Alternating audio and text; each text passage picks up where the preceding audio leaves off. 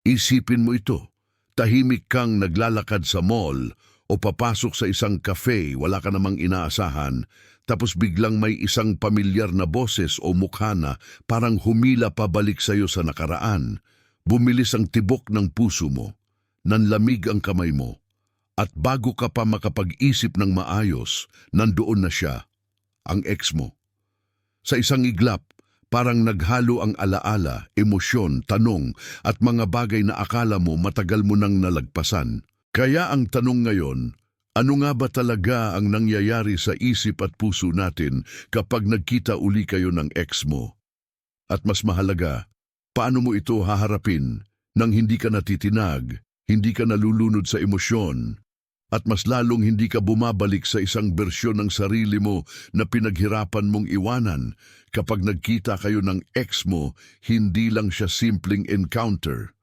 Ayon sa psychology, ang utak natin ay mahilig sa associations. Ibig sabihin, ang isang tao ay hindi lang tao sa paningin ng isip natin. Isa siyang simbolo ng mga alaala, emosyon at karanasan na magkakadugtong. Kaya kahit pa sabihin mong naka-move on ka na, natural lang na may maramdaman ka pa rin. Hindi ibig sabihin nun mahal mo pa siya. Ibig sabihin lang tao ka. Ang brain mo ay nagre-react sa isang pamilyar na stimulus. Parang kanta na biglang nag-play at naaalala mo ang isang specific na panahon ng buhay mo. Hindi mo kontrolado ang unang emosyon, pero kontrolado mo kung paano ka tutugon pagkatapos. Maraming tao ang nagugulat sa sarili nila kapag nakaramdam sila ng kaba o lungkot pagkatapos makita ang ex. May mga nagsasabi pa na, akala ko okay na ako, bakit ganito pa rin?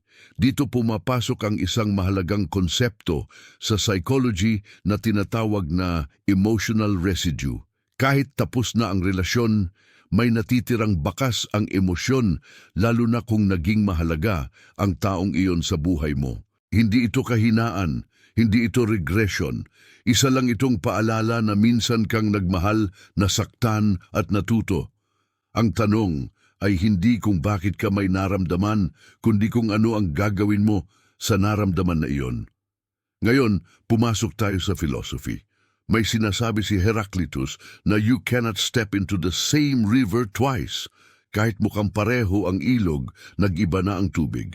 Ganito rin ang sitwasyon kapag nagkita kayo uli ng ex mo. Mukha siyang pareho. Pareho ang boses, pareho ang ngiti, pero ikaw hindi ka na pareho. At siya rin, hindi na siya ang taong minahal o kinilala mo noon. Ang problema lang, madalas ang nakikita natin ay ang alaala, hindi ang realidad. Kaya maraming tao ang nadadapa ulit hindi dahil sa totoong tao, kundi dahil sa ideya ng nakaraan. Isa sa pinaka-common na pagkakamali kapag nagkita kayo uli ng ex mo ay ang pag-romantize ng nakaraan. Biglang maalala mo ang mga masasayang moments, yung tawa, yung lambing, yung mga pangarap. Pero ang utak natin ay may bias na tinatawag na rosy retrospection. Mas naaalala natin ang magaganda kaysa sa masakit. Kaya mahalagang itanong mo sa sarili mo kung talagang ganun siya kaperpekto noon, bakit kayo naghiwalay? Hindi para sisihin, kundi para balansehin ang pananaw mo. Dito pumapasok ang Stoicism. May isang pangunahing aral, ang Stoic philosophy, na napakasimple pero napakalalim. May mga bagay na kaya mong kontrolin at may mga bagay na hindi. Hindi mo kontrolado kung bigla kayong magkita. Hindi mo kontrolado ang mararamdaman mo sa unang segundo, pero kontrolado mo kung paano ka mag-iisip at kikilos pagkatapos. Sabi ni Epictetus, hindi ang mga bagay ang nagpapahirap sa atin, kundi ang interpretasyon natin sa mga bagay.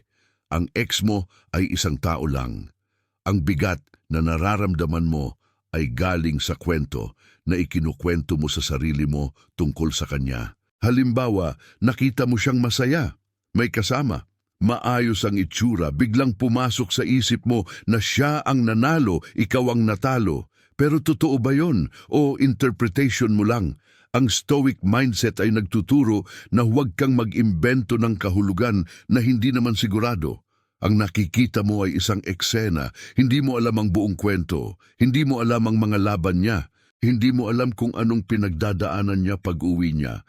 At higit sa lahat, hindi mo kailangang ikumpara ang sarili mo sa kanya. Sa psychology naman, may tinatawag na social comparison theory. Natural sa tao ang mag-compare. Pero kapag ang comparison ay laging pabalik sa nakaraan, nawawala ka sa present. Ang buhay mo ay hindi isang kompetisyon sa ex mo. Hindi siya finish line. Isa lang siya sa mga taong dumaan sa kwento mo at tulad ng lahat ng dumadaan, may dahilan kung bakit hindi siya nagstay. May mga pagkakataon din na kapag nagkita kayo uli ng ex mo, mararamdaman mo ang urge na kausapin siya. Minsan okay lang, minsan hindi. Ang tanong ay bakit mo gustong makipag-usap, dahil ba curious ka lang bilang isang mature na tao o dahil may inaasahan ka pa? Dito mahalaga ang self-honesty. Sabi ng isang Stoic principle, huwag mong ilagay ang sarili mo sa sitwasyon na alam mong ikakabagsak mo. Hindi mo kailangang patunayan na strong ka sa pamamagitan ng paglapit sa isang bagay na alam mong hindi ka pa handa. May mga taong pagkatapos makita ang ex, biglang napapaisip na baka pwede pa. Baka nagbago na siya. Baka nagbago na rin ako. Walang masama sa tanong, pero dapat malinaw. Ang pagbabago ay hindi sapat kung walang dahilan kung bakit magbabago ang resulta. Kung pareho pa rin ang core issues noon at hindi naman talaga na-resolve, malaki ang tsansa na mauulit lang ang parehong sakit. Dito pumapasok ang rational thinking ng Stoicism. Hindi emosyon ang magdedesisyon, kundi prinsipyo at katotohanan. Sa philosophy, may konsepto ng impermanence na matatagpuan din sa Stoicism at maging sa Eastern philosophy. Lahat ay nagbabago. Relasyon, damdamin, sitwasyon. Kahit ang sakit na nararamdaman mo matapos mo siyang makita uli, ay lilipas din. Hindi mo kailangang takasan, hindi mo kailangang labanan, obserbahan mo lang. Parang ulap na dumaan, hindi ka ang emosyon mo. Ikaw ang taong nakakapansin na may emosyon. Isang konkretong halimbawa, nakita mo ang ex mo, umuwi ka at bigla kang nakaramdam ng lungkot. Sa halip na mag-scroll sa mga lumang messages o pictures, umupo ka sandali at itanong sa sarili mo, ano ba talaga ang nararamdaman ko? Lungkot ba dahil sa kanya? O lungkot dahil may parte ng sarili ko na nami-miss ko? Minsan, hindi natin nami-miss ang tao. Nami-miss natin kung sino tayo nung panahon na yon. Ang mas carefree na bersyon, ang mas hopeful na bersyon, at ang solusyon ay hindi bumalik sa lumang relasyon, kundi buuin uli ang sarili mo sa present. May isa pang psychological concept na mahalagang maintindihan, attachment style. Ang mga taong may anxious attachment ay mas malakas ang reaction kapag nakikita ang ex dahil sa takot na maiwan o hindi maging sapat. Ang awareness dito ay napakahalaga. Kapag alam mo ang pattern mo, mas madali mo itong mahahandle. Hindi ka na basta-basta dinadala ng emosyon. Sabi nga ng Stoics, ang kaalaman sa sarili ay simula ng kalayaan.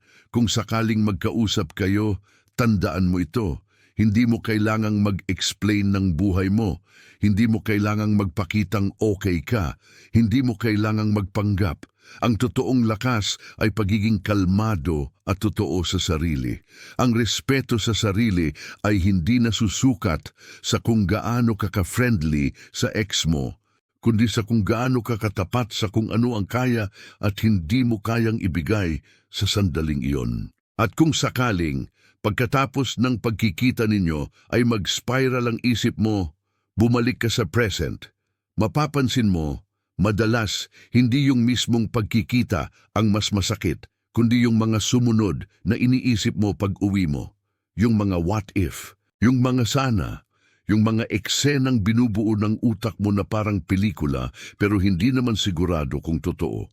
Dito mahalaga ang Stoic practice ng negative visualization. Hindi ito para saktan ng sarili mo, kundi para putulin ang ilusyon. Isipin mo ng malinaw, paano kung bumalik kayo at hindi pa rin nag-work? Paano kung sa una lang okay, tapos bumalik din ang dating pattern? Paano kung mas masakit lang dahil mas mataas na ang expectations mo ngayon? Ang layunin nito ay hindi takutin ka, kundi ibalik ka sa realidad. Paalalahanan ng sarili mo na ang mga nangyari noon ay hindi aksidente. Hindi yun simpleng misunderstanding lang. May mga dahilan, may mga ugat, at may mga bagay na hindi na kayang ayusin ng damdamin lang. Kapag ginawa mo ito, mas nagiging malinaw na ang nararamdaman mo ngayon ay hindi panawagan na bumalik, kundi paalala na mag-ingat. Parang sugat na matagal nang naghihilom, minsan sumasakit kapag nabangga, pero hindi ibig sabihin kailangan mo ulit tusukin. Sa Stoicism, tinuturo na ang sakit ay signal, hindi utos. Pwede mo itong pakinggan nang hindi mo sinusunod. Sa huli, ang pagkikita ninyo uli ng ex mo ay isang test. Hindi test ng feelings, kundi test ng growth. Test kung mas kilala mo na ang sarili mo kumpara noon. Kung mas malinaw na ang values mo at hindi ka na basta-basta nadadala ng emosyon. Test kung kaya mo nang piliin ang kapayapaan kaysa sa nostalgia, ang katahimikan kaysa sa drama. Hindi mo kailangang manalo sa eksenang ito. Hindi mo kailangang patunayan na okay ka o masaya ka. Ang kailangan mo lang ay manatiling buo at hindi mo isuko ang sarili mo para lang sa isang pamilyar na alaala. Ang totoong moving on ay hindi yung wala ka nang nararamdaman. Dahil kung ganun, parang sinasabi mo ring wala kang pakialam sa mga pinagdaanan mo. Ang totoong moving on ay yung kahit may maramdaman ka, alam mo na kung paano mo aalagaan ang sarili mo. Alam mo kung kailan titigil mag-isip. Alam mo kung kailan lalayo. Alam mo kung kailan pipiliin ang sarili mo kahit may konting sakit. At kung may isang bagay na gusto kong iwan sa'yo ngayon, ito yun. Ang nakaraan ay isang guro, hindi isang tahanan. May mga aral kang pwedeng balikan, pero hindi ka na dapat doon tumira.